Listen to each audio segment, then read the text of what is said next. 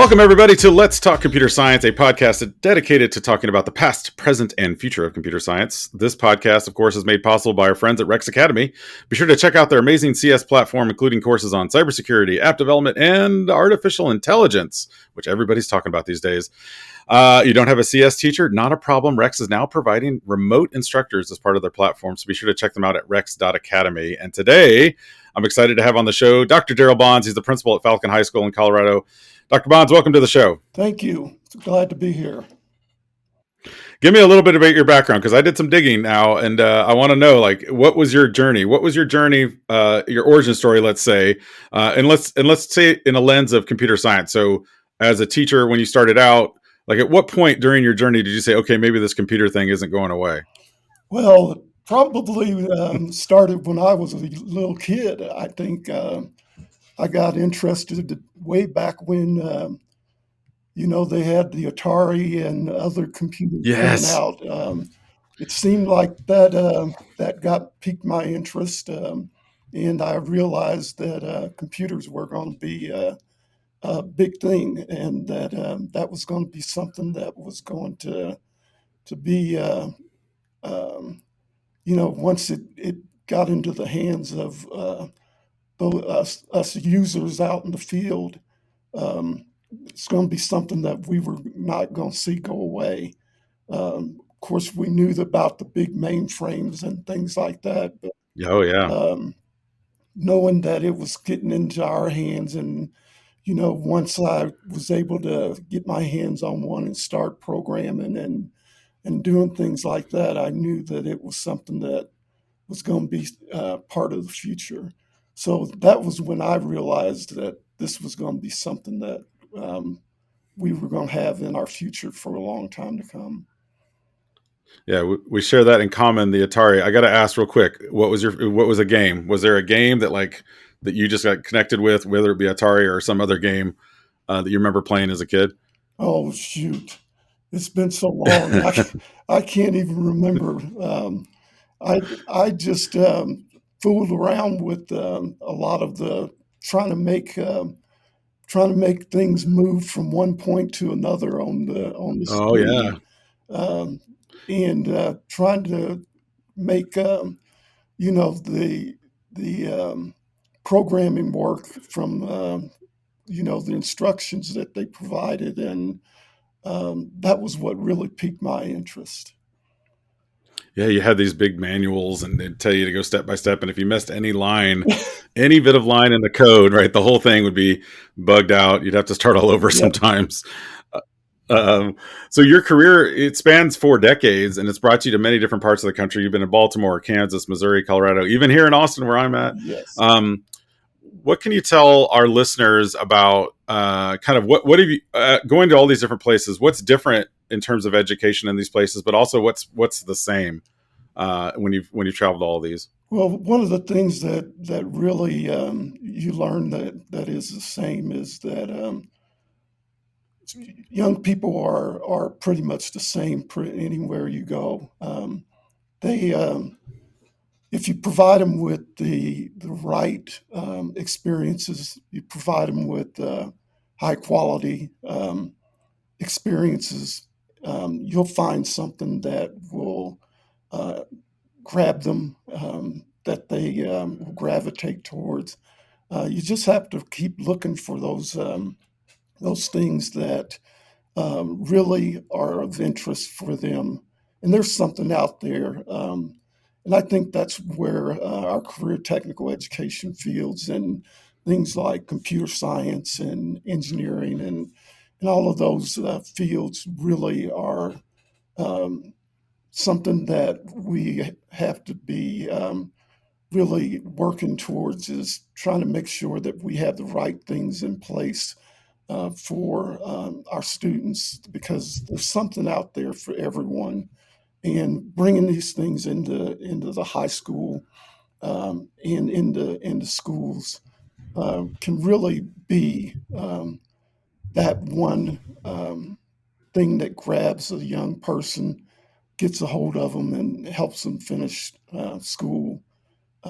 Helps pique their interest, finds that niche for them, and that's the one thing that I think I've found across all of the places that I've been is that young people are looking for that thing that really excites them and that they gravitate towards in school. Yeah, and I'll ask you a little bit more about your CT program in just a second, but let me go back to the other question I asked. Now, what were there differences that you noticed between all the states, or were there still did you notice like certain things, certain areas had differences in terms of maybe where the initiatives lied, or where they where they focused a lot of their attention on, or what did you feel like that was kind of still fairly consistent across? Because that's a 5 different states. Yeah, yeah. And I think each area that you go to, like Baltimore County, they were focusing on magnet schools, and they Hmm. were trying to figure out how to um, attract students to magnet programming, and some of that was in the arts and some of those fields. And in Wichita, Kansas, a lot of focus on trying to make sure that improve student achievement and improve Yeah, achievement in areas, and that's where a lot of the focus is in a lot of areas, um, with No Child Left Behind in a lot of areas, trying to trying to improve achievement across the board was something that a lot of areas were focused in on and still focused in on, especially after COVID.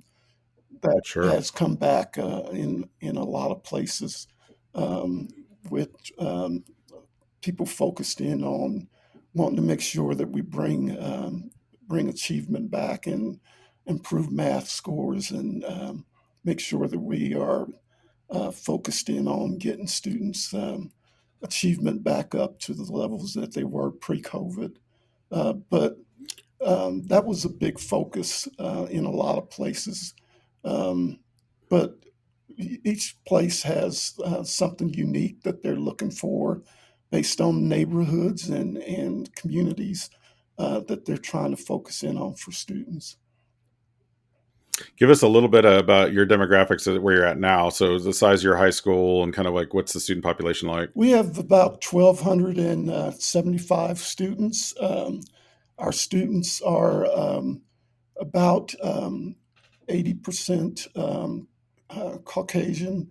About 15% of the students are Hispanic, and um, about 5 to 7% of the students are of mixed race. So Okay. we are a kind of a suburban urban school, suburban urban rural, you might say. Um, I got you.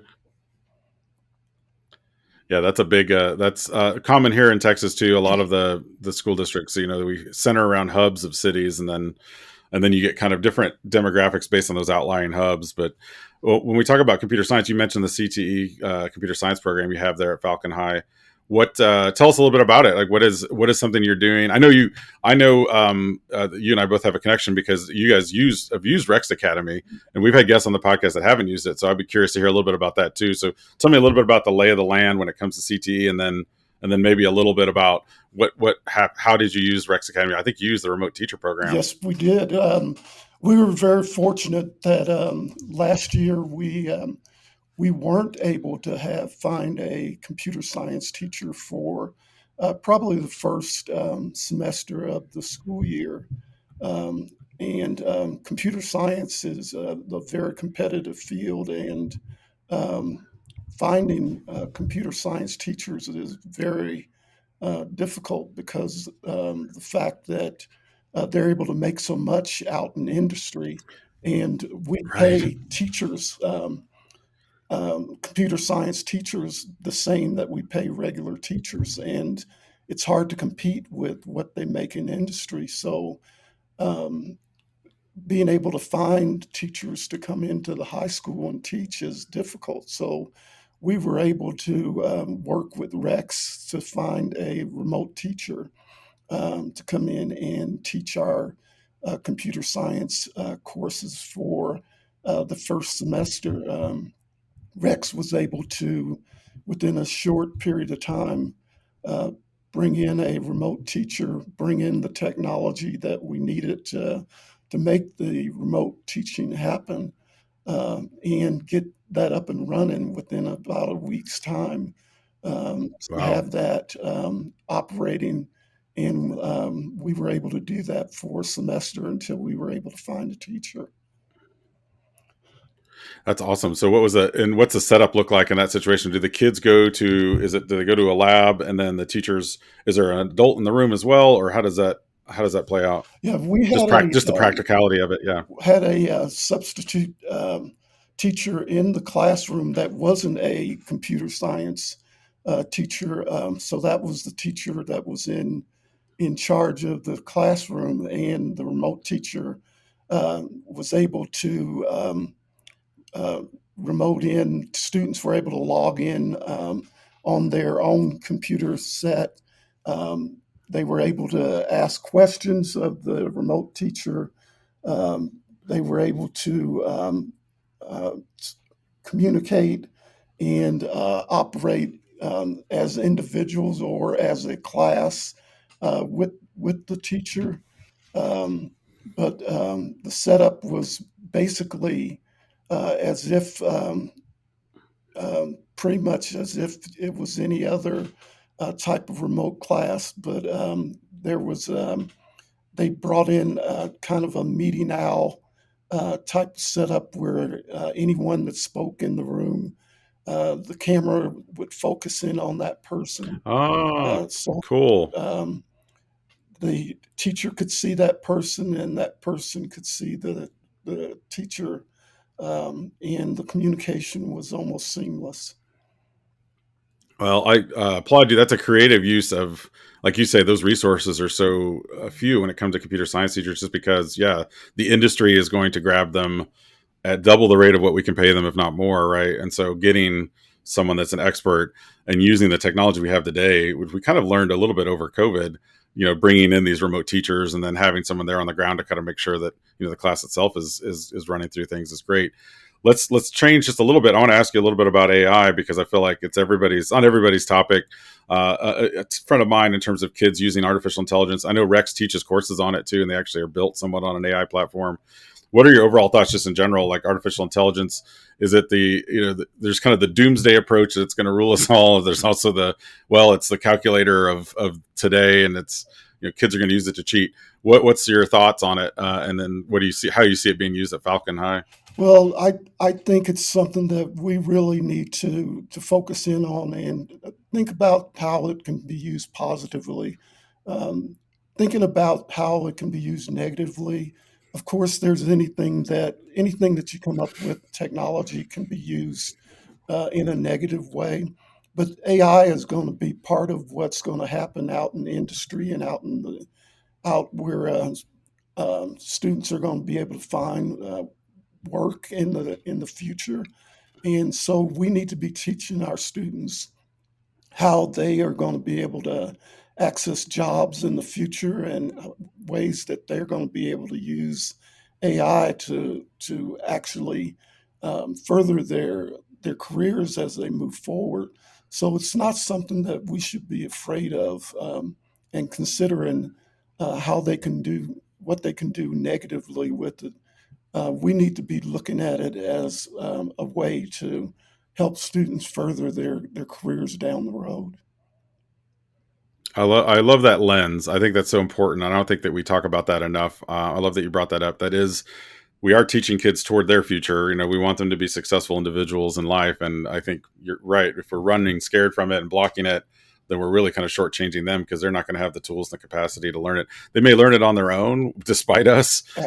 But what an opportunity for us to guide them too, which I think is a great thing. So speaking of work, where can people find out more about you and the great work that you're doing there at Falcon High School? Well, they can go to our website, which is www.falconhighschool.org, and Okay. they can learn about what we're doing on our website. and we've got a lot of great programs here at Falcon High School that include our computer science program, our certified nursing assistance program. We have a business pathway that we also have here that we're working to build out, and we're just working to make sure that we have great opportunities for students here. Yeah, I'm checking out your website right now. Yeah, that's D49. Is that correct? D49.org. That's the district you're in. Yep. Yep. D49.org. Yeah, great information here. A lot of good stuff. I love the kind of the pathways that y'all have kind of really focused in on. You know, we're talking about all the places you've been and all the focuses on things like test assessments and, you know, scores, which is important. Don't get me wrong.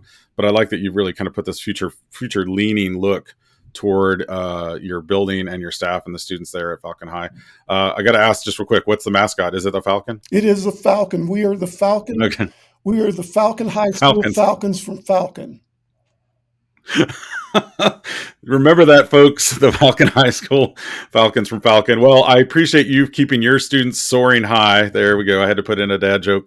And all the work that you're doing, Dr. Darryl Bonds. Thank you so much for being a part of this and the Let's Talk Computer Science podcast. Thank you. And thanks again to our friends at Rex Academy for making this podcast possible. Be sure to check out their platform at rex.academy. As you just heard from Dr. Bonds there's a lot of great work they're doing, and they can help supplement those pockets of places where maybe you don't have a certified teacher that can come in and do that remote teaching part. We all know that technology is going to be a part of our students' future. And as educators and leaders, it's our role to make sure that all of our students have an opportunity in that future as well. This is Carl Hooker signing off.